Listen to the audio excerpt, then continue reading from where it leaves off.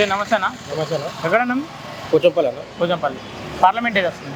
మల్కాజ్గిరినా? Malkajgiri. Parliament ఎన్నికలు రాబోతున్నాయి. Parliament ఎన్నికల్లో ఏ పార్టీ గెలిచే అవకాశం ఉంది? ఇటు బీజేపీ నుండి చూసుకుంటే ఈటెల రాజేందర్ ఉన్నాడు, కాంగ్రెస్ నుండి చూసుకుంటే సునీత మహేందర్ రెడ్డి ఉన్నాడు, అటు బీఆర్ఎస్ నుండి చూసుకుంటే లక్ష్మారెడ్డి ఉన్నాడు.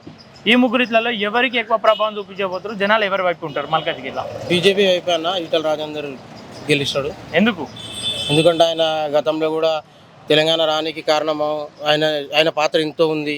అదే కాకుండా నీకు కరోనా టైంలో ఆయన హెల్త్ మినిస్టర్గా ఎన్నో సేవలు చేసిండు, ఎన్నో ఫుడ్ డిస్ట్రిబ్యూషన్ అట్లాంటివి చాలా చేసి, అదే కాకుండా ఈ రాష్ట్రంలో ఈటెల అంటే అందరికీ తెలిసిన వ్యక్తి. గత 30 సంవత్సరాల నుండి తన రాజకీయ జీవితం కొనసాగుతుంది. ఇప్పటివరకు ఓడిపోలేడు. మొన్న అనివార్య కారణాల వల్ల ఆయన ఓడిపోయిండు. ఆ ఓడిపోయింది ఏదో అక్కడి నుండి ఇప్పుడు మా మల్కాజ్గిరికి క్యాండిడేట్ అవ్వడం మాకు కూడా చాలా సంతోషకరం. ఇన్ని రోజులు అక్కడ సేవ చేసిండు, దాంతోపాటు మాకు దీని తర్వాత మాకు సేవ చేస్తాడు. ఆయన సేవలు ఈ యొక్క మల్కాజ్గిరికి కూడా చాలా అవసరం ఉందన్న. ఇప్పుడు అంటే గతంలో ఇక్కడ పార్లమెంట్లో రేవంత్ రెడ్డి గెలిచిండు, ఆయన ప్రభావం ఏం చూపించాలి ఇక్కడ? ఆయనది ఏం లేదు. ఆయన లాస్ట్ టైం గెలిచిండు కానీ ఆయన వచ్చింది లేదు, చేసింది లేదు. అసలు ఆయన జీరో. కాకపోతే అదొక వే వల్ల కాంగ్రెస్ పార్టీ వచ్చింది రాష్ట్రంలో, అంతే. కానీ దాంతో అసలు గల్లీలో లేదు, ఢిల్లీలో లేదన్న పార్టీయే వేస్తే అసలు ఇప్పుడు ఉంది ఒక్కటే, బీజేపీ ఒక్కటే ఉంది. బీజేపీ రావాలి. ఎందుకంటే కూడా ఇప్పుడు దేశం అన్న ధర్మం అన్న పాటుపడే పార్టీ ఒకటి భారతీయ జనతా పార్టీ ఒక్కటే ఉంది. ఈరోజు ప్రపంచం అంతా కూడా చూస్తుంది మన ఇండియా వైపు. ఆ స్థాయికి తీసుకొచ్చిన వ్యక్తి నరేంద్ర మోడీ ఈసారి 400 సీట్లతో గెలిచి ఈ యొక్క భారతదేశ అభివృద్ధితో పాటు ఈ యొక్క మల్కాజ్గిరి గెలిచి ఈటెల రాజేందర్ గారు ఈ యొక్క మల్కాజ్గిరితో పాటు వేరే కాన్స్టిట్యున్సీలకు కూడా తన సేవలు చేయాలని కోరుకుంటున్నామన్నా. అంటే ఈటెల రాజేందర్ ఒకటి పక్కన పెట్టుకుంటే మల్కాజ్గిరిలో కొంతమంది సీట్ల కోసం వెయిట్ చేసి రానప్పుడు అంటే నిరుత్సాహానికి గురయ్యారు. వాళ్ళు ఈటెల రాజేందర్తో పనిచేసే అవకాశం ఉందా?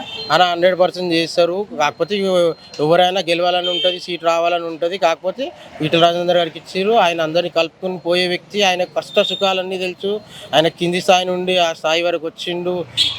ఆర్థిక మంత్రి కూడా అయ్యిండు, మన ఈ వైద్య మంత్రి అయ్యిండు. కాకపోతే ఇప్పుడు చిన్న ఉంటాయి పార్టీలో, అవన్నీ కలుపుకొని పోయే వ్యక్తి. అందుకే అధిష్టానం కూడా ఆయనకి ఇచ్చింది, ఇవ్వడం కూడా ఆయనకే కరెక్టేనా? ఓకే. రాష్ట్రంలో చూసుకుంటే కాంగ్రెస్ ప్రభుత్వం ఉంది. మేము మరిన్ని సీట్లు గెలిస్తే మేము రాష్ట్రాన్ని అభివృద్ధి చేస్తామని చెప్పేసి కాంగ్రెస్ వాళ్ళు అంటున్నారు. మరి వాళ్ళ మాటల్లో వాళ్ళకి 5 సీట్లు కూడా రావన్నా. ఈ రోజు మొత్తం భారతదేశం మొత్తం మోడీ వైపే చూస్తుంది. భారతదేశం ప్రపంచం అంతా కూడా ఈరోజు మన భారతదేశం వైపే చూస్తుంది. నరేంద్ర మోడీ ఒక్కడే. ఈరోజు వేరే రాష్ట్రాలు కూడా దేశాలు కూడా మాకు మీ సాయం కావాలని చెప్పి కోరడం. ఇంతకు ముందుకు నరేంద్ర మోడీకి వీసా ఇయ్యని ప్రభుత్వాలు కూడా ఈరోజు రెడ్ మ్యాట్ వేసి ఆయనకి స్వాగతం పలుకుతూ ఉన్నాయి. అంతే అన్న. ఓకే అన్న. ఫైనల్గా అయితే ఏ పార్టీ గెలుస్తా అంటావు? బీజేపీ గెలుస్తాను. ఈటెల రాజేందర్ అతి భారీ మెజార్టీతో గెలుస్తాడు. ఇక్కడ మల్కాజ్గిరి గెలుస్తుంది, ఆడ ఢిల్లీలో బీజేపీ గెలుస్తుంది అన్న. 100% ఖాయమన్న ఇదైతే. ఓకే అన్న, థ్యాంక్ యూ. ఓకే అన్న.